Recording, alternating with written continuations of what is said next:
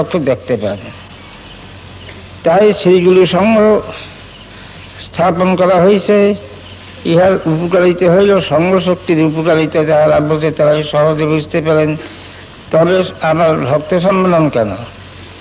ভক্ত সম্মেলন হলে এই সংঘকে জাগরিত করার জন্য, জ্যান্ত রাখার জন্য, বিস্তার করার জন্য, উন্নতি করার জন্য ভক্ত সম্মেলন। আর প্রতিটি ভক্তের আত্মার কল্যাণের জন্য এই ভক্ত সম্মেলন করা হয়। আর শ্রীগুরু সংঘ হইল পথ প্রদর্শক, আদর্শ, প্রতিটি জীবের পথ প্রদর্শক হইল শ্রীগুরু সংঘ। সেই সংঘের একান্ত আবশ্যক। আমি বলি এই যে সংঘ এমন একটি জিনিস দেখাই যাইতেছে এখানে, যে এই একটি সংঘ হইল, এখন আরেকটি সংঘ করুক, যারা বাকি আছে তারা আরেকটি সংঘ করুক।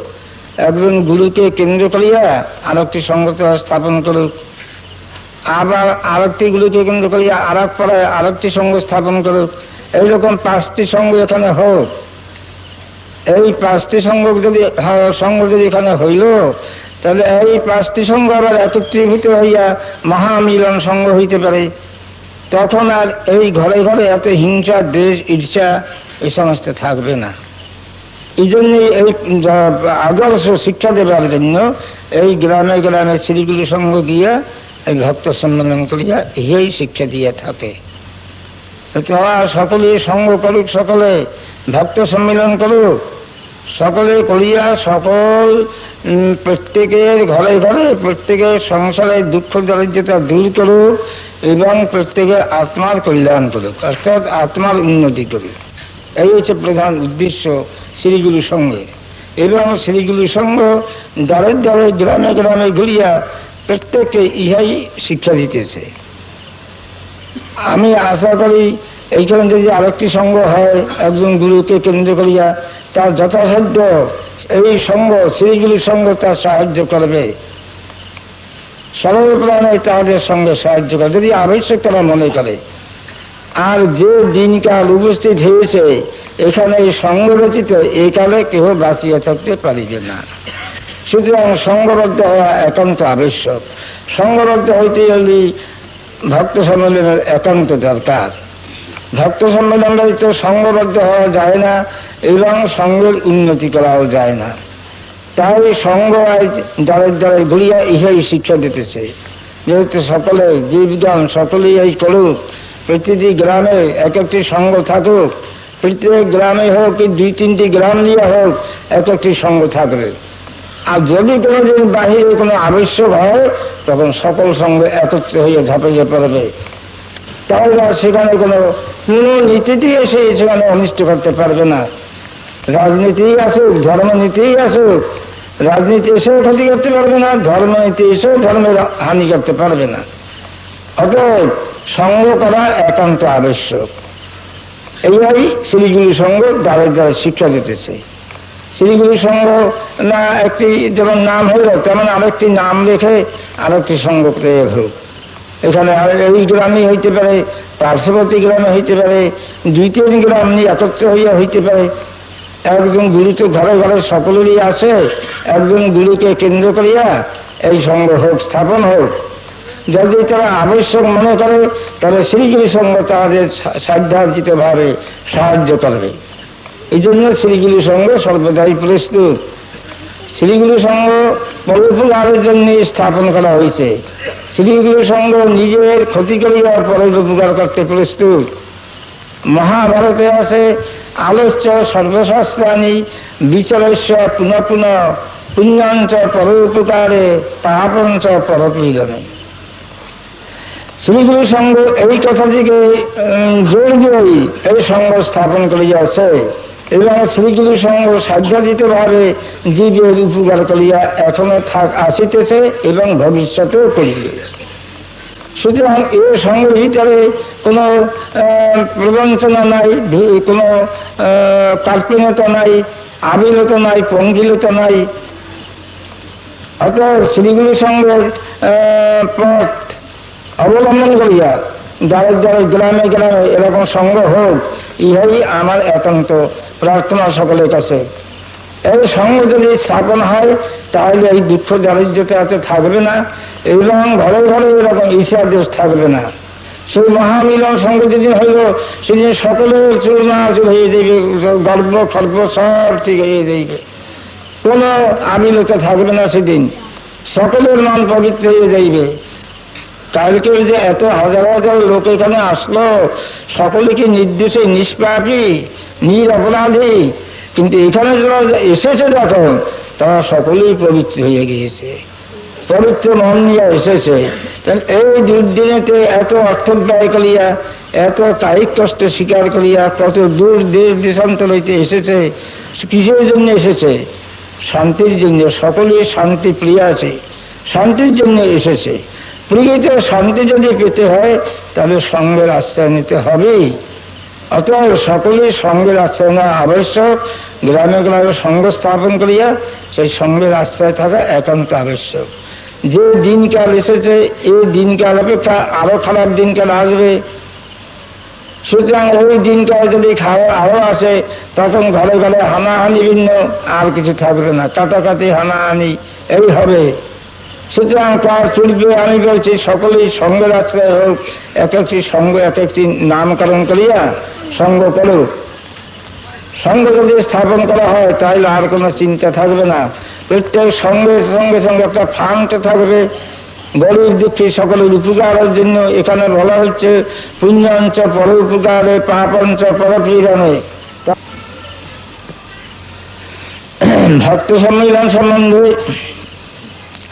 যেমন নাকি এর সঙ্গের উন্নতি হবে, তেমন আধ্যাত্মিক জগতে উপকার হবে। আর মানুষ সর্বদাই মায়িক অন্ধ হইয়া মায়া জালে ঘিরিয়া বাস করিতেছে। সুতরাং এই মায়া অন্ধকার হইতে দূরীভূত হইতে হয়, তাহলে এই ভক্ত সম্মেলনে আতরিয়া এই আলোচনা করা একান্ত আবশ্যক।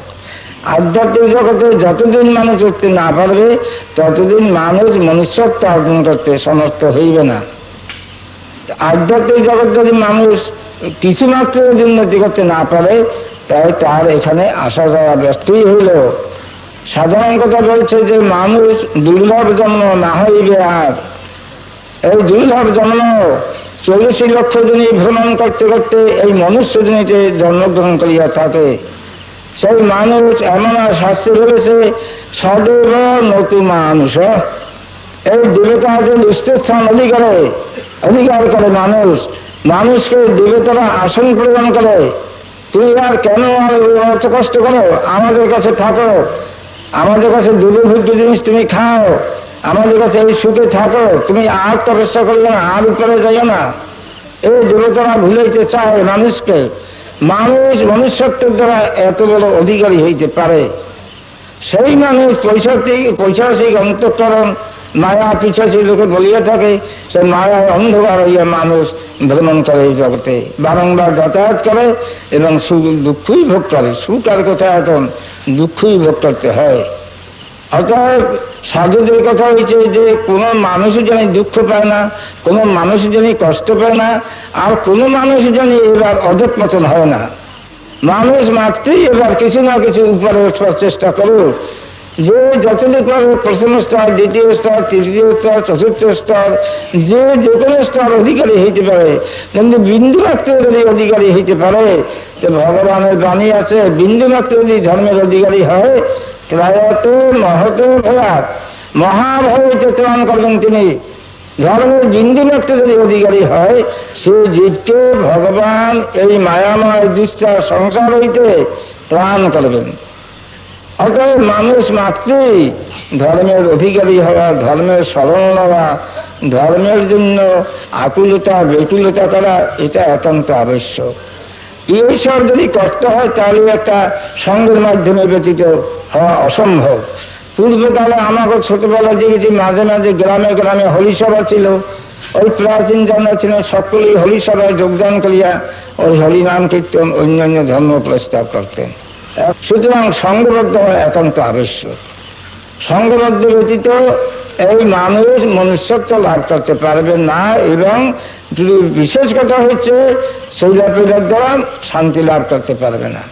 সংঘর্ষিত যদি হয়, একটা সঙ্গ যদি করি তার আশ্রয় হইয়া লয়, তো বালক বালিকা ছোট বড় সকলেই ওই অভ্যাসগত হয়ে যাইবে। অভ্যাস জগতে সিদ্ধি, ওই অভ্যাসগত হয়ে যদি গেল একবার, তাহলে আর সেই ছেলেপেলে খারাপ হবে না, তাদের নির্দিষ্ট পথে তারা চলবে, তাদের একটা স্বভাবগত ধর্মভাব হয়ে যাইবে। সুতরাং ইহা যদি করতে হয় তাহলে সঙ্গ করা একান্ত আবশ্যক। তাই আমি বলছি, এই যে পথপ্রদর্শক শ্রীগুরু সঙ্গ এবার একটা আদর্শ দেখাইয়া গেল, এইরকম আদর্শ করিয়া করিয়া সব জায়গায় করো। ধর্মের রক্ষা তো ধার্মিক, ধর্মের কাজকে ধার্মিক ব্যক্তিকে রক্ষা করবে।